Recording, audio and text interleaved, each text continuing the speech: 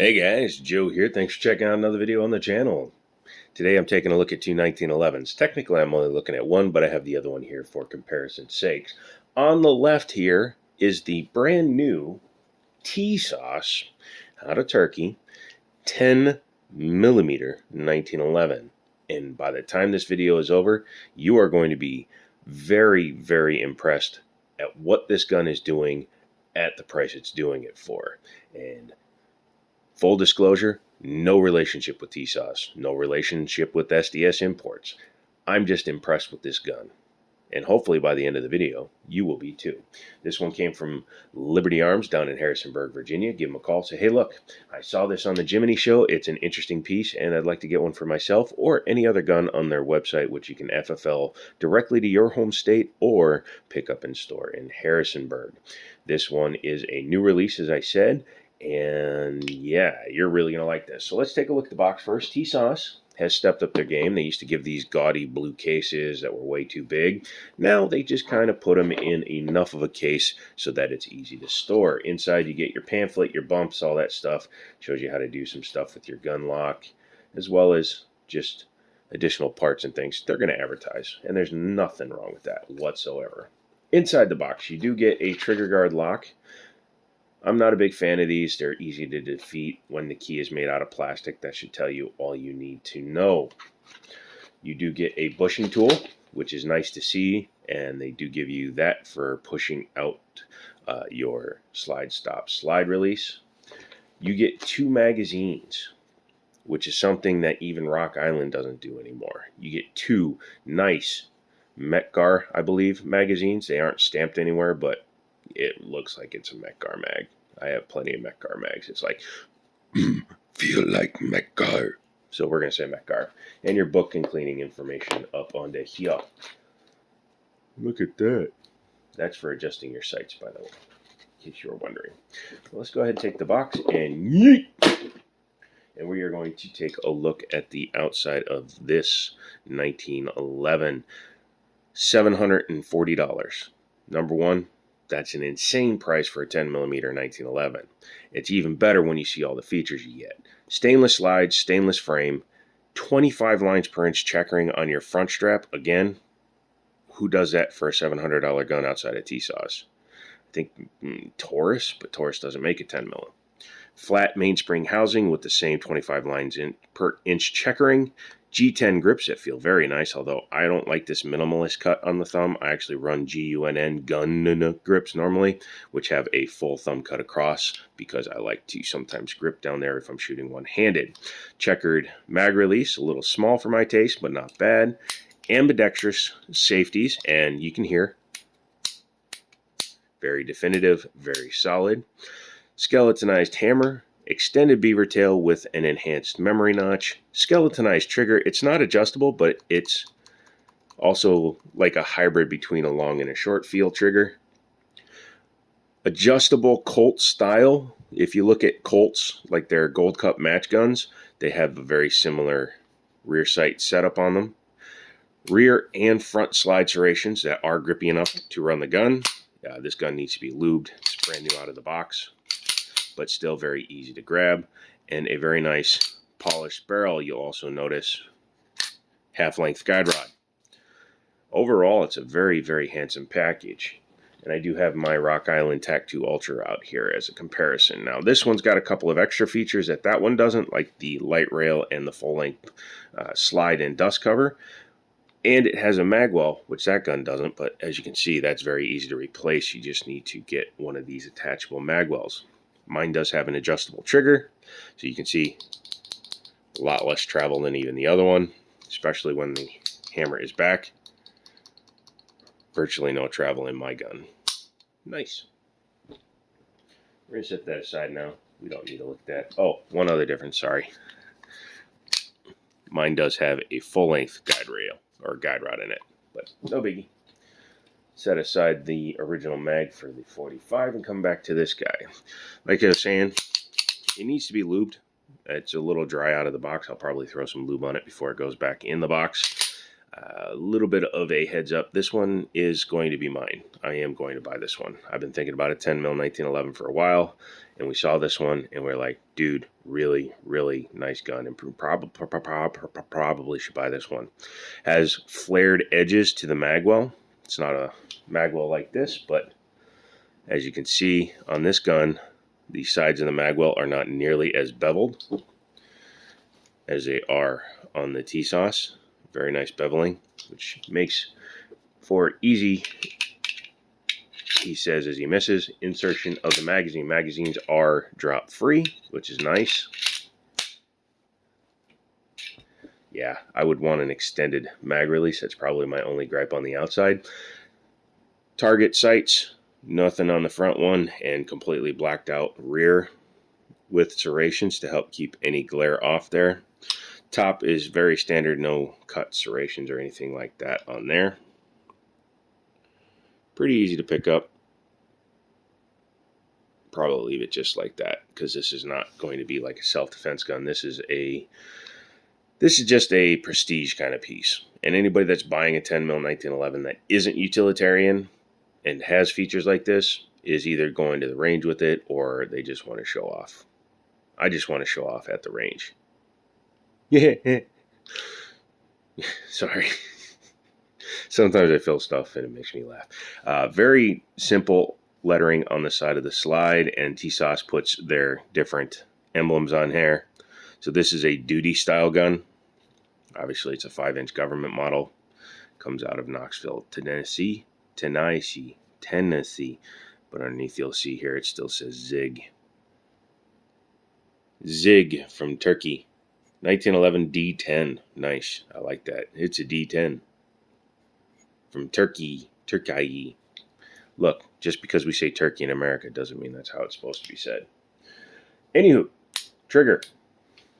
Once you defeat the safety, again, very positive. I like it. Easy to hit on the ambi side. But trigger pull, you have to depress the safety, obviously. Single action only, meaning it has to have the hammer back, otherwise the trigger doesn't function. A little bit of take up, and not bad. Measured it on my line gauge. It was 5 pounds 1 ounce on average. The reset, it kind of pops out, which is fine. That just means the spring is pretty strong in the back there.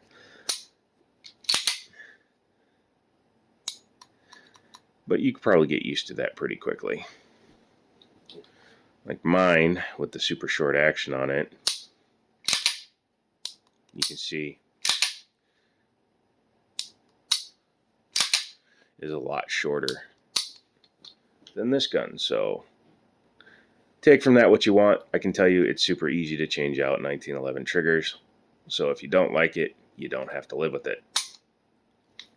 I think it's about time we take her apart. What do you say? Yeah? Okay.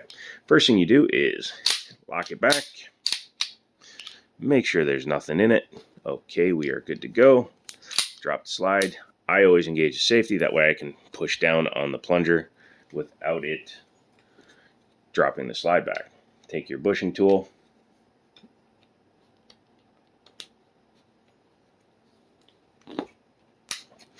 Always protect your ceiling tiles. Very stiff springs. Actually, the one in that one is stiffer than this one, so I'm very happy about that. Take it back to your technically first notch as you're coming back while pushing out with your finger. You shouldn't have to use any additional force. If you're using a lot of pressure to try to push this out, you need to make sure that your slide's in the right position, because it shouldn't be fighting you. I like to do this with shorter guide rods just because it helps keep them from falling out of the gun. As you can see, the spring and the guide rod, they're stuck together because, again, this gun has virtually no lubrication in it. It's got just like the assembly lube, but it's not a very lubricity lubrication. Take out your bushing and your barrel comes right out. Externally, the barrel has the same dimension as a 45, and it just has the interior walls cut to a different depth. You can see the rifling there. It's pretty good rifling. I think it's like a 1 to 14 or 1 to 16 twist. Should get that bullet spinning nice and tight to get you some accuracy over distance. Very nice locking lugs on the top. Taking a look at the inside of the slide. Very basic. Like I said, it's a very simple setup, but it seems to be very functional, which is good. Hang on one second. Sorry about that. I love my jump cuts, but I had to grab some lube. I use Wilson Combat light oil for rails and stuff, and it's a very good lubrication. Unlike whatever the heck is on here. Like I said, it's not very lubey. Inside here, you can see it has a Model 70 style internal, and I need to do a video on that too, because Model 70 is nothing other than telling you it does not have a firing pin block or drop safety in it. It also gives you a much more pure trigger feel. But otherwise, construction is very nice. They've obviously done their homework.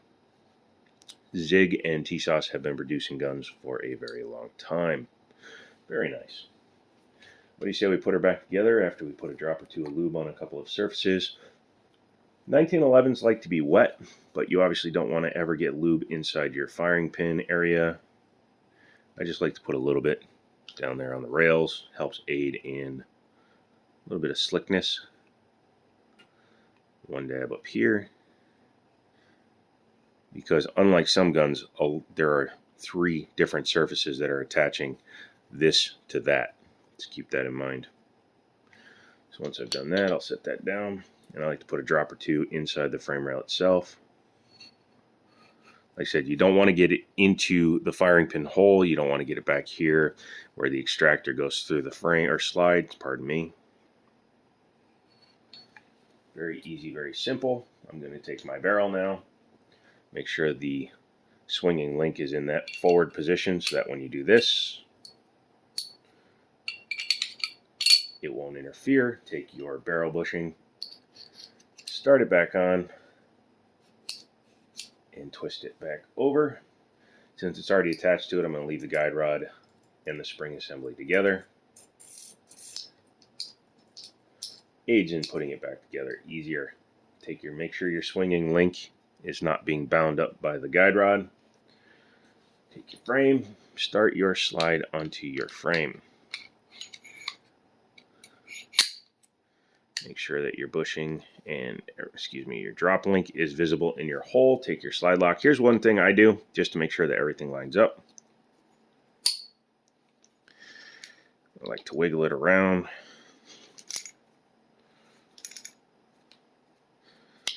Sometimes you have to redo it because why wouldn't you? There you go, swinging link. Hey Billy. What's up, John? Well, you're trying to reassemble this gun on camera and you failed. Yeah, that happens, John. What are you going to do about it? Well, we're going to keep talking.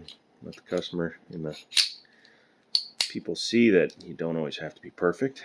Anyways, once you've done that, I like to run it back to make sure that the barrel is in the right position. Bring your takedown to right there. God, this thing needs to be polished. Sorry, I get annoyed when they're this stiff. It's a small gripe, but it's a gripe nonetheless. Go ahead and put it like that. Make sure that you can run your safety up. That means that the slide is all the way back in battery. Take your plunger. You can usually do this, at least start it with your finger like I just did, but the tool is eminently more helpful in getting your stuff lined up. Once the plunger is back in position, you can drop your safety, rack it, and test it. You can already see how much easier it is with just a little bit of lube. A dab will do ya. Wipe the gun down and function test it. Back together, yeah. So what do I think of the Tisas 1911 chambered in 10mm? I like it. The D10 is very, very good looking. A little Colt Delta Elite-esque. Has a very nice sight setup, so it should be good for shooting. Might have to put a little bit of paint on that front sight.